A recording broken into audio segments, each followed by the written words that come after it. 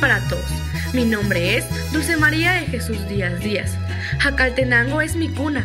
Ha sido este bello lugar que desde tiempos ancestrales fue reconocido como un pueblo grande, el Limanconop, pueblo pujante y progresista lleno de cultura y tradiciones que lo hacen sobresalir en la región. Jacaltenango para mí es sinónimo de solidaridad, paz y calidez humana, razones que me hacen sentir orgullosa de ser jacalteca y de llevarlo siempre en mi corazón. Y para mi pueblo dedico este pequeño fragmento musical.